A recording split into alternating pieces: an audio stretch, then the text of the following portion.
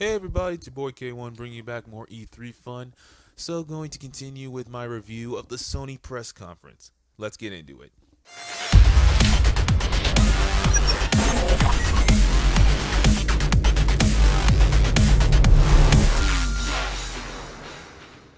So, Sony definitely went all out with their big theater and their experience for the thing. And they had this little thing where you watched it off the official Sony site. You got like special rewards like themes and half off merchandise and that kind of thing. So, they at least had an interactive thing with it. I wasn't really looking into it. Not much impressed me. Themes are easy to get. Maybe 90. That thing might be 99 cents in the next few weeks. So they started off with Uncharted: The Lost Legacy with, gameplay of Chloe and doing her thing. So she's going to get her own story. I'm definitely looking forward to that because they did such a great job with Nathan Drake. I definitely want to see where Chloe ends up in this thing. And definitely want to see what she's hunting because, of course, Drake had a lot of good treasures to find. The last one was just mainly gold, but the first three had nothing but supernatural things and eternal life, a genie, and the first one was like a weapon or something. So maybe Chloe's after one of those. We'll see in later days to come. Then Horizon is getting another batch of DLC, which I'm definitely looking forward. Horizon Zero Dawn was a great game. I definitely recommend it to anybody picking it up. And now seems like there's a new beast in the snowy mountains and there's going to be a volcano. So my first thought on that is definitely it could be a piece of that giant robot spider or hydra they had in the game. Play the game, you know what happens, then you see why it's in a volcano. So definitely looking forward to that for the future. Then they premiered Monster Hunter World, which most people have really wanted. So they showed that you can camouflage, you can ride on monsters, you can hunt monsters, tactically or just go in guns blazing. So that's definitely something good on Capcom for giving people the certain game that they've wanted. So I guarantee this will be online and free world. That's something to look out. And then they showed Marvel vs. Capcom Infinite. After Dragon Ball Fighter Z, Capcom, you had one job. You just had to make this game look good. And you gave us the story trailer. Yeah, that was nice. And, I'm not going to be one of the people who's whining and crying about, oh, the people look ugly and that's stupid and that's thing. And, the roster, I will agree, the roster needs to be changed. There needs to be better on the Capcom side. The Marvel side is fine because I do see majority of these heroes being on the Marvel side. And, shout outs for giving us a free demo. At least you gave us that much, so you get to try out the game. But, not much hype as Dragon Ball Z got. So, hopefully, in the days to come, Capcom will hopefully take Marvel vs. Capcom and Infinite and make it a little better. So, because they said there was another demo on the showroom floor and it was much more polished. So, until I see that version and play that version, I can't give judgment. And, I did play through the demo, so go back and check that out if you want to see about how the demo goes and just what we have to look forward to. Then they went into Call of Duty. As I stated in the earlier review, I'm not a huge Call of Duty fan or Battlefield fan. I sit on the line, so it was all right. Just World War II. And then they went into a huge thing about VR with Skyrim, Starchild, The Impatient. The Impatient looks kind of like horror based, like Resident Evil 7 horror based, so maybe that's something to look out for. Then the thing got weird with Final Fantasy 15 Monsters from the Deep, which is just a fishing game. I understood people wanted to play VR to get that first person experience, which, okay, that floats your boat, that's cool, but just a fishing game? Come on, man. Come on. You could do so much better with Final Fantasy than a fishing game.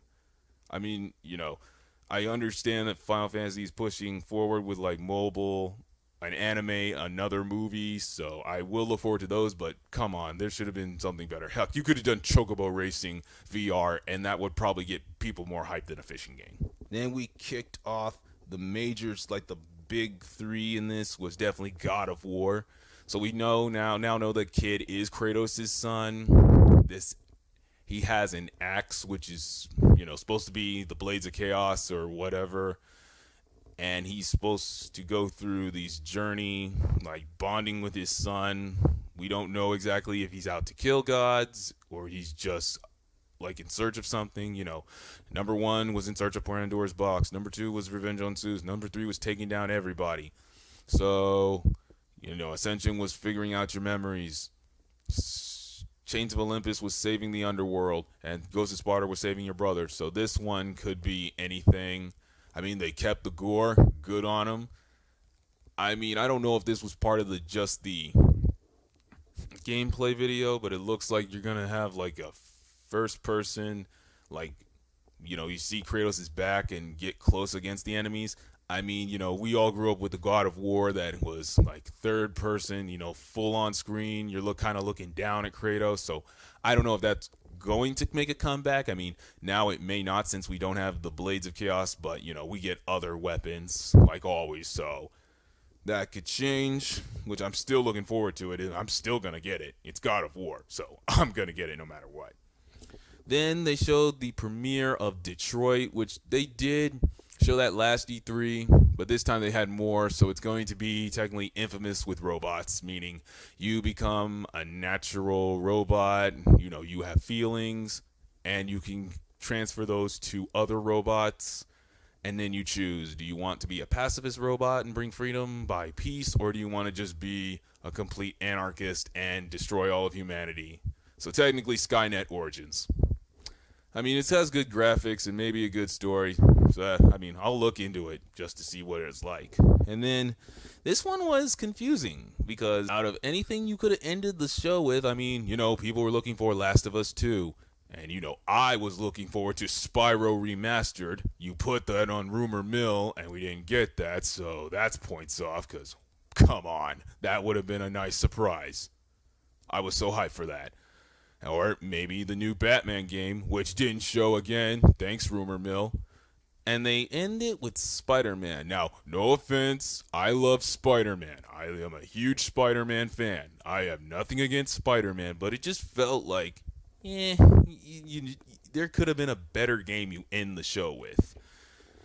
It just didn't feel like, thing. I did like the new graphics. I did definitely like the Batman Arkham fighting system. It's about time we gave Spider-Man like a fresh start. It looks like this one is built from the ground up. It's not like ripped off of Spider-Man 2 or Spider-Man Shattered Dimensions.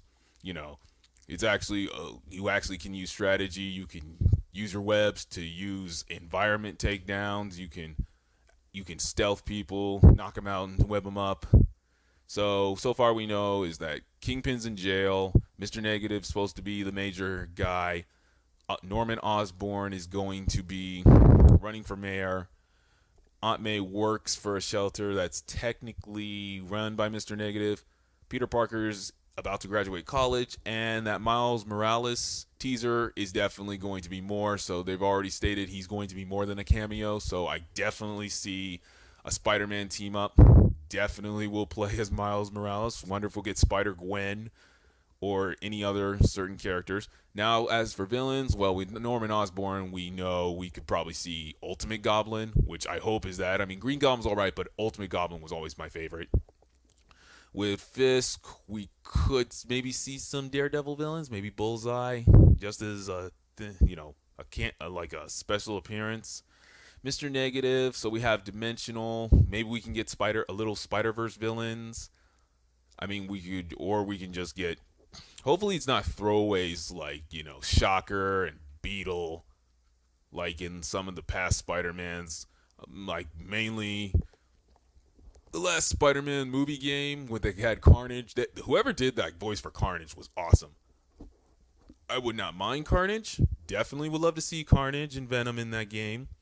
Maybe Hobgoblin, Mysterio, and then maybe a few minor villains like Rhino, Morbius, Hydro Man, Sandman. That's those just to fill out the ring. But for main villains, we know Kingpin, Mr. Negative, maybe Green Goblin, Ultimate Goblin. Oh yeah, and Hobgoblin would definitely be a great side villain, depending on if it's Harry or just mercenary. So, that was kind of a weird way to end it. I was not expecting it, but it just felt like you could have did better, Sony. As for one more thing I just remembered, they did another gameplay trailer of Days Gone, which I'm really, really, really looking forward to because this one is not a gun-ho zombie game like, Dead Rising or Resident Evil. This one has more strategy, because not only is people infected, wildlife is infected, and the thing is the main mechanic of the game is you're going to have to think it out because if you even it looks like if you make one noise, you will be swarmed by zombies and yeah, you're done. You can't just like mow down a bunch of zombies with one gun. They're gonna be coming through you like piranhas like piranhas on an elephant. So I like the gameplay where you actually have to break into like an enemy camp and you can place traps and you can blow up their defenses and let the zombies do the work for you and let them cause chaos, take out enemies, and you just be there to pick the bones later. I mean, the guy looks like a normal post-apocalyptic protagonist, and then they did end it awesomely with that zombie bear that has spears and barbed wire around it. So that bear's seen some battles, so that definitely would be a hype boss battle. I'm definitely looking forward to that. Overall, Sony stuck to the games, but that was one of their biggest weaknesses. They stuck too much to the games. I mean, I literally said in my past reviews, I'm looking for games and gameplay. Yes, but Ubisoft did that, but they're a gaming company, So is Sony, but Sony's also in the hardware business, so I was expecting maybe a few hardware announcements, better features for PS4. They said they're updating PS Now with PS4 games, so I was wondering, are they going to announce maybe PS1 games, PSP games, more PS2 games, just for the heck of it? But no, nothing. All we got were mainly games and VR. So there wasn't much to that conference and no surprises. Like, most of the stuff we already knew was going to be there and some of the stuff we were expecting to be there wasn't there. So Sony, you did good, but, I got to give you a B minus just because, it wasn't that much hype to your conference. It wasn't the major, Shenmue 3 Kickstarter that, blew up the internet. Or the epic roast you gave Microsoft with the trading. So, you cooled down this year. So do you disagree? Do you agree?